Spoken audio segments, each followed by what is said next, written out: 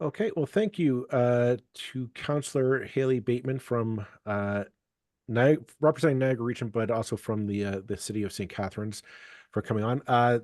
This is kind of a part two episode of our last episode, folks, concerning frankly, the use of the Notwithstanding Clause to deal with the homeless encampments that we're seeing in our cities.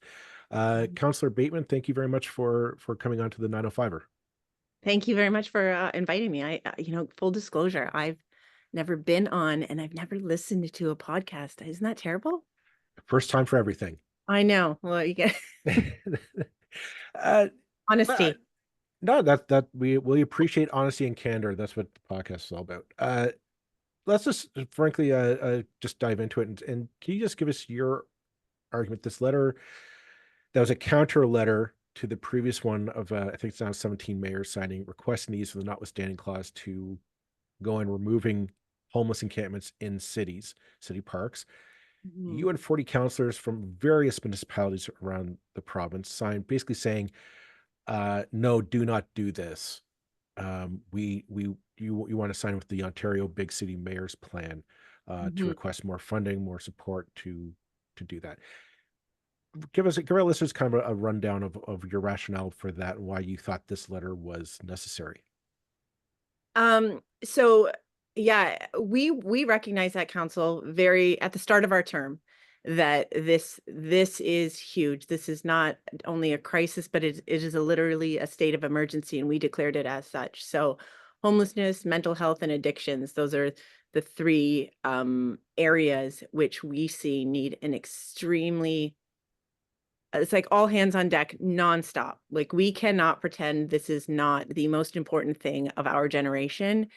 For it's going to be, decades to get us to a point where it is not such a prevalent piece of our world. So, the big city mayors got together and they created a campaign, the Solve the Crisis campaign. Within that, they asked for some really extraordinary measures. I don't know if you have that with you, but part of it was to have a minister dedicated to homelessness, mental health, and addictions to ensure that we have supportive and affordable housing. Those are the kind of the ensure that we have healthcare available for people. And it was a great start, lots of momentum. And then almost immediately, a group of those mayors kind of disbanded from that and asked the mayor, or excuse me, asked the premier who baited them to institute the notwithstanding clause so they could go in and forcibly remove encampments. And For those of you who aren't familiar with the notwithstanding clause, it is uh, gives politicians the power to veto our Charter of Rights and Freedoms. And how the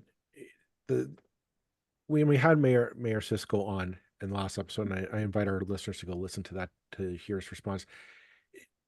He he gave the impression that he was trying to use it in a very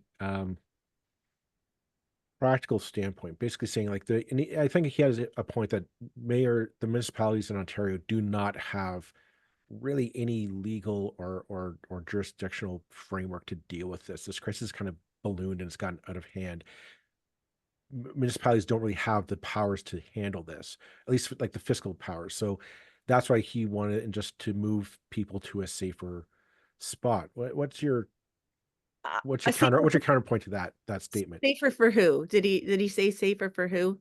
Uh, Well, the people in the encampments, the idea was that you'd have the power just go in, move the people out of the encampments, and put them in a spot that was more safer for them. Now, definition of safer is, I guess, kind of up in the air, right. but the Pretty idea. ambiguous, I think. Well, I mean that Yeah. I want your response on that. To what's your counter argument to that claim of the mayor? A lot of people kind of say, I see his point there.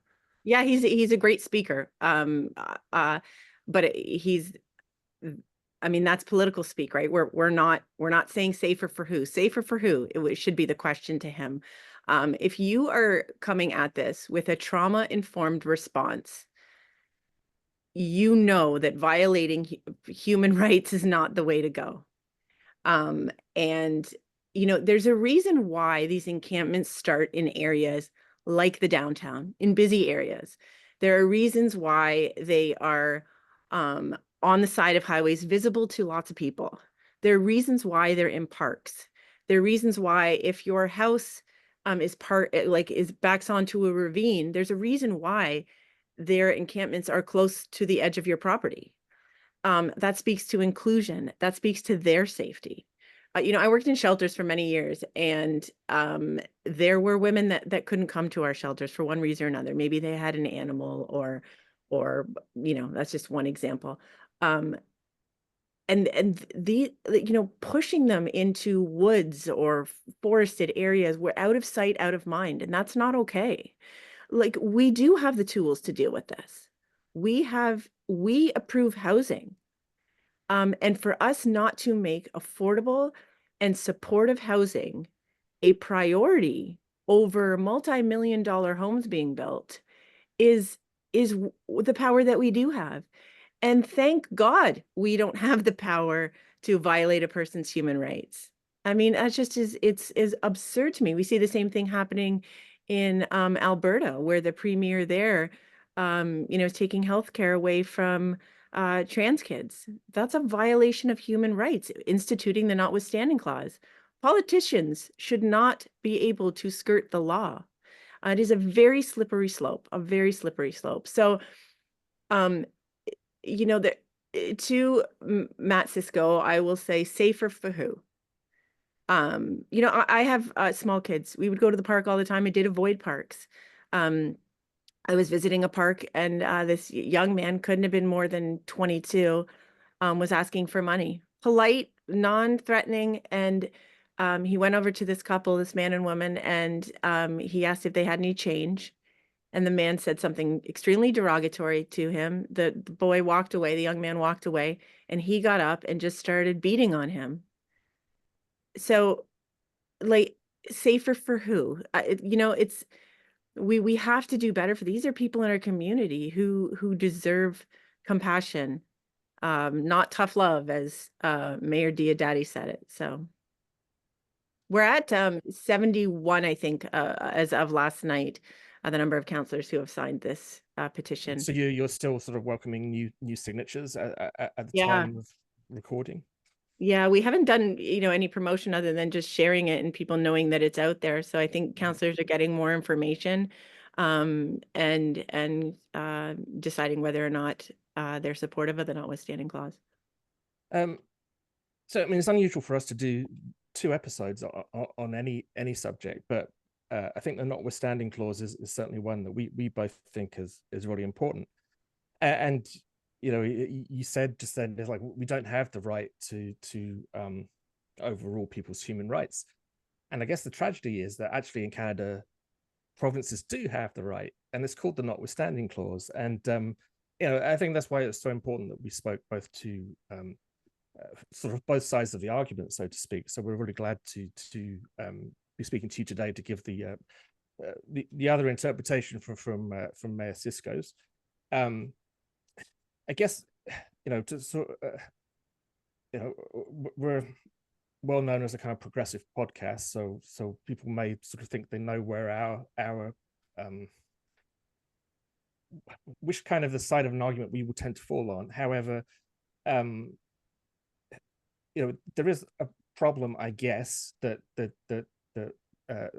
Mayor Siscoe and the other signatories to the letter sort of identified, is that basically the Supreme Court has taken a power away from cities that they felt that they had in the past, which is to move people on basically from one place to another. And it's, they can make the worst list. Well, with all the goodwill in the world, we don't have the resources right now to solve the homelessness problem single-handedly without the help of the province or the federal government or both. Therefore, we need the power to do what we have to do right now. Therefore, let's use the Notwithstanding Clause to simply throw out the Supreme Court decision. I mean, it is true, isn't it? The cities can't solve this problem, so they do need to do whatever it is in their power to put people in the most appropriate place, I suppose. which would be, I guess that's the point. Where's the most appropriate place? Like if we don't have housing for them, why would we take away their encampments? And if the attitude is, well, we do have housing and we do have shelter space and we do have supportive housing and we do have, you know, room in hospitals and detox and all of these things, then why would we be asking for the notwithstanding clause now, if that's the idea behind it? So it's really premature, and I'm starting to really not buy this compassionate approach. I mean, it's a fallacy to think that you know, police officers or you know, hired people are going to come in and politely dismantle um a an encampment and place it somewhere else. Like, is that, I mean, these are, you know, and you said the Supreme Court, and it's actually the Superior Court, right? I think you said Supreme Court, which is interesting because if you look at the mayor's letter, what they signed, they're actually quoting the Supreme Court of the United States, right? Which is Trump's court, Oh, right? So, okay. you know, so, you know, that So speaks. the Ontario court, I mean, that's a really important distinction. And actually, I apologize to our listeners. I should have picked up on that immediately because I'm not so clueless that I don't know the difference between the Superior Court and the Supreme Court. Decision in January 2023 is the Ontario Superior Court of Justice. Mhm. Well, that can be appealed to the Canadian Supreme Court, can't it? To the federal court. So I mean, surely that's what they should be doing, rather than if they've got a problem with what the Superior Court's doing, there are avenues for them to appeal it. Yeah, and to be honest, that I don't know that. I wouldn't even weigh on that. I would assume that you're right with that. But yeah, I mean, I find this all to be so premature, and I think the idea is out of sight, out of mind. And we know Yeah, that is the least helpful attitude you could have. I mean, well, I mean, ultimately, the notwithstanding clause is a it's a problematic item in our constitution. Everybody knows that it's a problematic item that was sort of put there for a reason to do with Quebec, Quebec's desire for autonomy and independence from the rest of Canada, or at least a greater degree of that. And you know, it's really a shame that we're seeing it now. I mean, inevitably, perhaps become just something that people just turn to all the time when something happens that they don't like. Anyway, Exactly. Scary, you know, and it's scary for Mhm. vulnerable populations. I don't mean to interrupt you, but you know, there's a statistic that I shared. I think it's 67. In 2021, there were 67 um people who were unhoused in Niagara who were between the ages of 16 and 24. I mean, that's huge. Put 67 people in a room, and these are children, and they have no place to, like, no place to live, no supports for whatever reason. The reasons don't matter, right? Um, you know, this is not what we should be doing. And sorry, I will say that there, you know, the city of St. Catharines has donated land for housing. We've got to get on this, right? The pressure needs to be on that and on the region for creating these spaces, and then the funding from the province and the federal if we need help with that. And everything Um, else needs to on that note, I may I just kind of bring it back to the issue of housing, which is kind of the root of this whole debate. Mhm. Um, you know, recent housing numbers have come out that, you know, Ontario has not have we just plateaued in housing builds. We are just plummeting. Like we are, the number one issue across the country is the lack of housing, affordable housing for people. Housing starts are not getting started, and in Ontario, the data shows we're not building. We just aren't. And I kind of bring it back to, you know, what are you afraid this use? This was a concern I brought up to Mayor Siscoe. I want yours, and the answer is pretty self-explanatory. But like, if we if we allow the cities to use the notwithstanding clause to eliminate these cameras, is that really just kind of kicking the can down the road? That we're not focusing on the real task at hand of getting affordable housing built, maybe socialized housing or just cheaper housing built for people to move into, as opposed to say, well, Doug Ford says, well, I gave you the notwithstanding clause to clean up your parks and your downtown, go use it, and, you know, move those people, get those people on a bus and move them out to wherever, as opposed to saying, no, we Yeah. actually need to get the shovels in the ground, the foundations built, the walls up, roofs over people's heads. Right. So excellent question. So it's I find it very distressing. So we have incentives for developers, and incentives are intended for their grants, their purpose-built properties.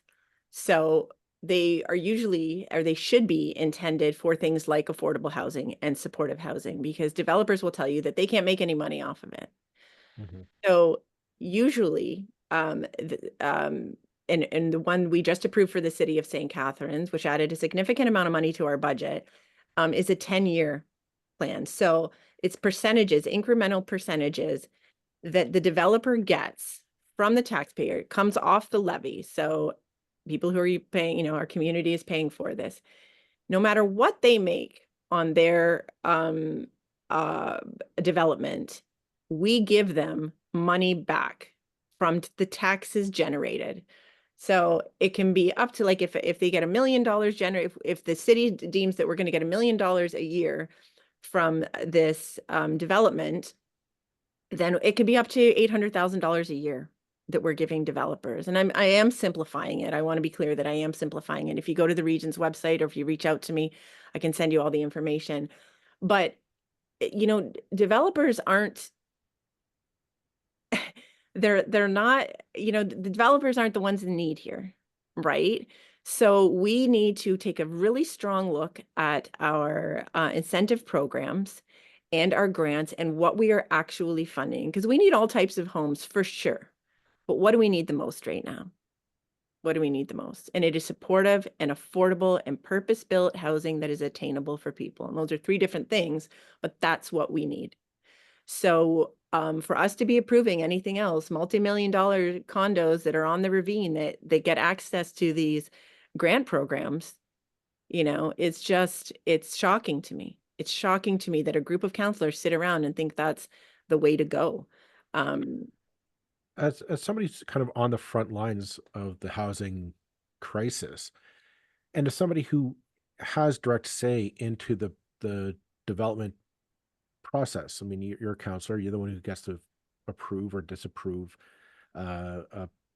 proposals.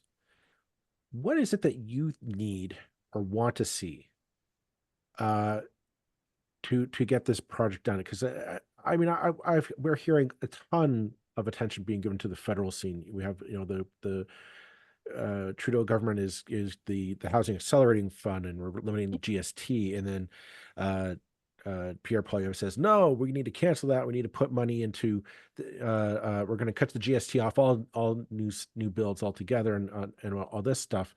And that's all well and good, but the one thing that nobody ever talks about is to the councillor on the ground who gets the actual proposal in front of them to look at and say, is this what we need? Is this not what we need? What would I like to see? What would you like to see in your wheelhouse that you could say, I can use this to get affordable housing built faster, quicker, cheaper? So that is such a really important point, and I thank you for saying that. And I think that in politics we want one solution for all, and I don't think that that's a good way to go. And it's maybe they think it's more, they being the upper levels of government, think it's fair to here's what we're giving you, apply and you can get it based on this. We think that's going to solve it. But different municipalities are affected different ways, right? The city of St. Catharines has a much bigger problem on their hands than the town of Wainfleet, right? So, which is interesting when you look at government in the way it is in Niagara. The mayor of Wainfleet has a seat at Niagara Regional Council, so he gets to vote on this. But the people of Wainfleet are paying for the people in St. Catharines, and the people in St. Catharines are paying for the people in Wainfleet, right? So, yeah, a really important point. I think what I would like to see is you know, the region needs to come up with a plan. Here's in 5 years, we are going to have 10,000 units built of affordable and supportive housing. Here's what it's going to look like. And then this is what we will approve for smart growth. And here's what we need from the federal government should say, come to us with plans. The provincial government should say, come to us with plans. We will work together and get that done. And, you know, having a liberal federal government, having a conservative a province, and having you know, advocates pushing for things, you know, we seem to be missing each other, and that's not an excuse. I think it's a point that we all need to take ownership of, right? And really work towards solving this. And we can't negate the fact that we haven't had increases in ODSP or OW, Ontario Works, in a very long time, right? And what would those increases look like? And what would be sustainable for people to just get by? Because they're not. You know, it's a lot of these people, you know, are working and they're unhoused. So people living, sorry, go ahead. Well, as I say, I think a point we made to Mayor Siscoe is like, this problem used not to exist, now it exists.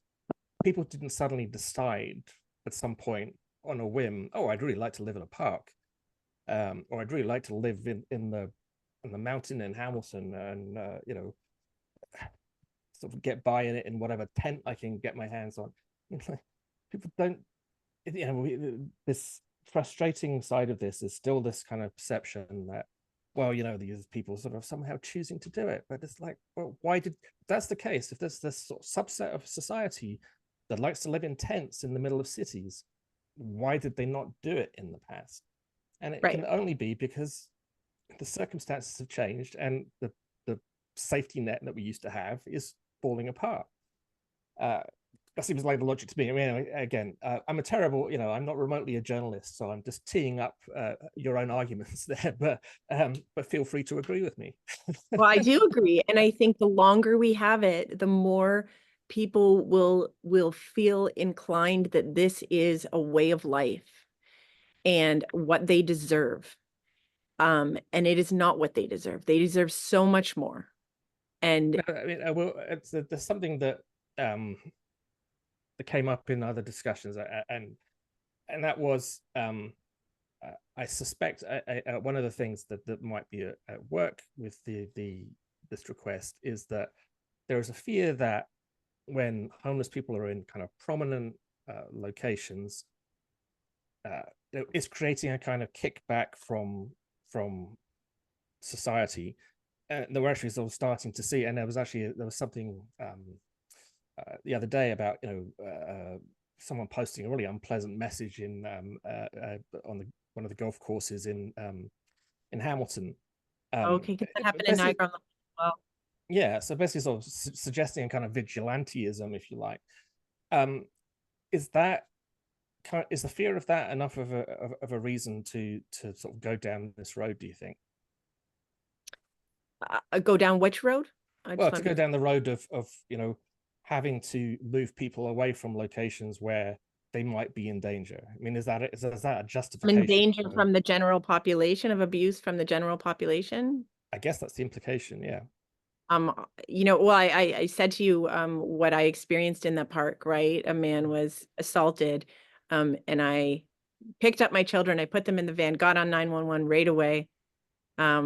There, you know, truthfully, there wasn't really an urgency to find or help that young man, and he walked away, and I got in my car to try to find him. And I don't know the result of that, but so even in a very public place, he wasn't safe from the general public. So, you know, so it is a problem in that case. So, you know, maybe I'm something trying to play I'm playing devil's advocate here. Does that justify saying, well, okay, well then you can't live in the park then?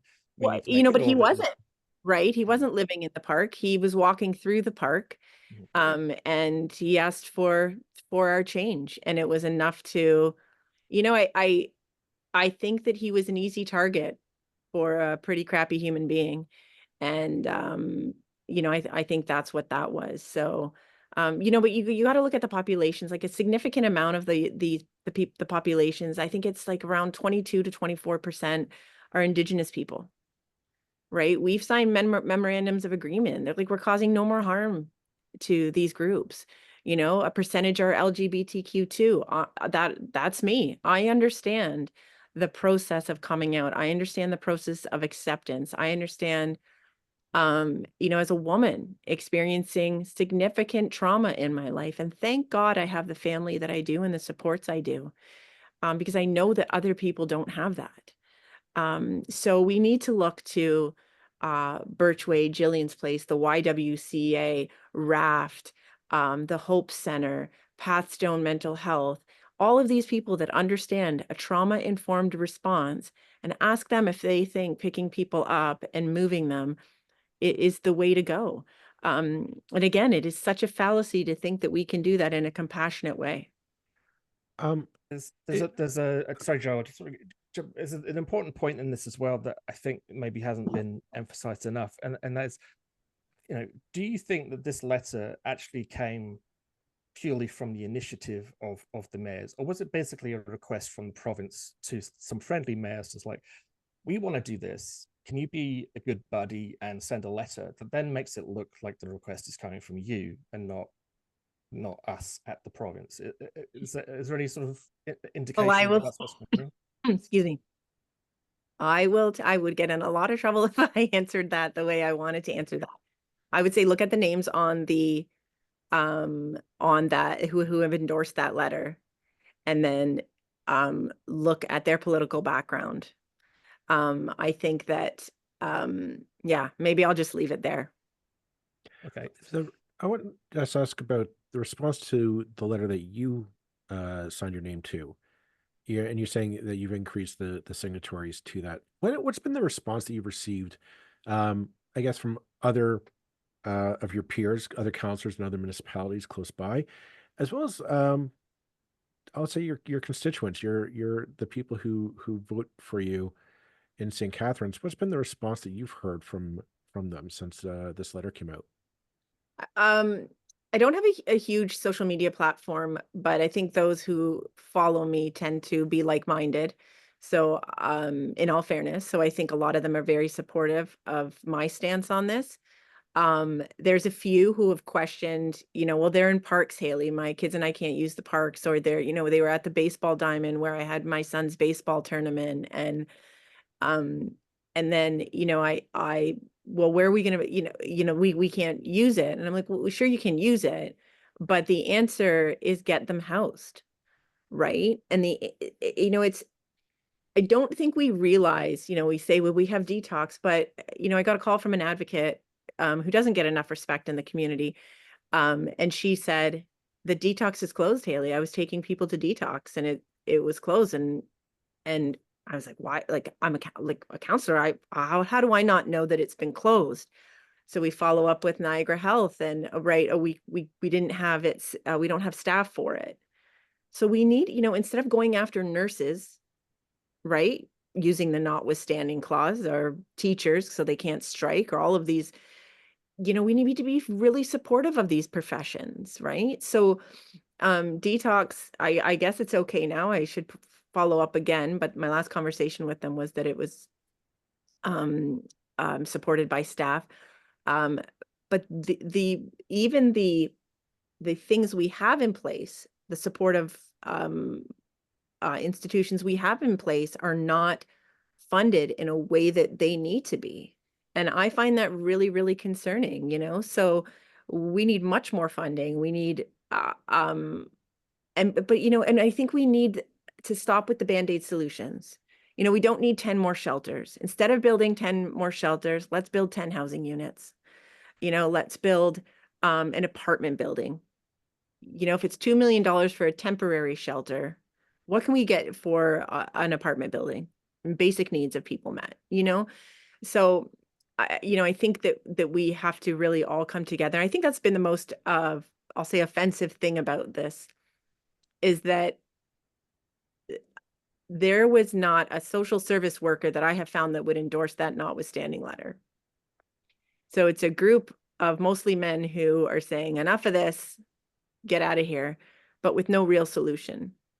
Well, I think that's the kick in the kick in the pants about it, is that I don't see the solution for it. You're right, in that even if the premier does and agrees, says, okay, we'll give you the power, it doesn't stop people from being homeless. And the problem is that the root cause of homelessness, I mean, if people want to say, oh, it's because they're addicted or they have mental health illnesses, that's a part of it. But a lot of people are just saying, I can't afford the rent. Right. Rent controls are gone. Rent has gone up. My wages have stayed the same, and my my landlord has kicked me out because they want to renovate my unit, or they want to put my relative in my unit, and so I'm out the door, and I can't. Nobody, my rent check, or sorry, my paycheck doesn't cover the rent anymore. Right. And that's the big reason here. And Or those are policies of the Ford government, right? Those are the new policies. right. And so I question, I do want to push back on the notwithstanding clause solution a bit, because I say it's a temporary solution. It's a big temporary solution, but it's not going to stop people from getting a bad break on a landlord saying, "Yep, I want you because I want to sell my house, sell the house that you're renting. I'm going to sell it for a profit, and that means you got to get it. You got to go out." Mhm. And people are unable to rent in St. Catharines or Niagara or really anywhere these days. I think that people who and we need to change the way we describe people who are living on the streets. They're unhoused, right? Housing is a human right in Canada, certainly in Ontario. The Superior Court said that. So it is our job. It falls squarely on my shoulders. It falls squarely on my colleagues' shoulders, the mayors, the province, to get people housed. So it is going to be very, very hard work, and we all need to get on the same page and follow the same path. And I think that was, again, what was offensive by this. They took part of it and they just went with it, I think it took away from the Solve the Crisis campaign, which is a really good campaign. I encourage anybody listening to look it up. Maybe you could share the link for the Ontario Big City Mayors. That was the direction that they were all going to go. And shortly thereafter, a bunch of them took it in a really different direction. So, Do you think this has undermined the effectiveness of that campaign? absolutely. And I think that's the tragedy of it. And I think Matt Siscoe has the leadership and he has the connections that he could I've heard him speak at council on several things that I really, really champion with respect to housing and the land that the city of St. Catharines has donated. And I think that's the Matt Siscoe that we need to see more of. Not this person who is mixing words and ideas about compassion and trauma informed response and removing people and for multiple trespass they could be arrested for that, but what's the product of that? Well, they're not going to be incarcerated. It will be a fine or community service. But so we're going to fine people who can't afford to live. Where are you going to send people for community service? Like it just none of it makes sense to me. And I'm really, really troubled by it. Of all the things that we're dealing with, this I find most troubling. I mean, I think that's probably a good spot to leave it today. Actually, I think we could go on for sure, and that there's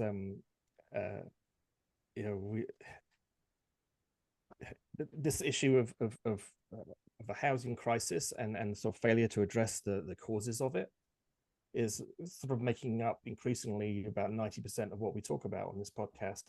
It seems to me sometimes anyway. And it's very frustrating, but certainly, I guess, if you, to extent the thing that annoyed me most, and I guess we can sort of close out maybe with a comment on this, is that mayors are the heads of a team of councillors, or certainly that used to be the way that it was viewed. And when a mayor speaks, everybody assumes certainly that they're speaking for their cities. It's not like Mayor Siscoe, a guy who lives down Niagara way. It's as a representative of the city, there's an inherent kind of implied we there. We believe that this should happen. That's very unfair, isn't it? Because this is completely off their own bat. This is mayor speaking entirely their own opinions, no consultation with their fellow councillors or with staff or anything else, or local stakeholders or anything. And that to me just seems like a really crummy thing to do to your colleagues, apart from anything else. To the city, really, you know, thank you for that. The city's logo is on that, right? Mayor Matt Siscoe, the city of, with the big stamp. And I don't, you know, not to challenge my colleagues at the city, but you know, that should have been questioned as well. You know, that this is not endorsed by this council. And you know, again, back to a slippery slope, power and control. We have these strong mayor powers and these connections and this seemingly invincible attitude that they know best. And that is not a democracy or how it should work. These items should be debated and supported by a majority of council. All right. Yeah, Councillor Haley Bateman, thanks so much for joining us today. Really appreciate the discussion and being able to put, so our listeners can hear certainly both sides of it and come to their own conclusions. And all the best with your future endeavors. Thank you very much for including me. I really appreciate it. Thank you.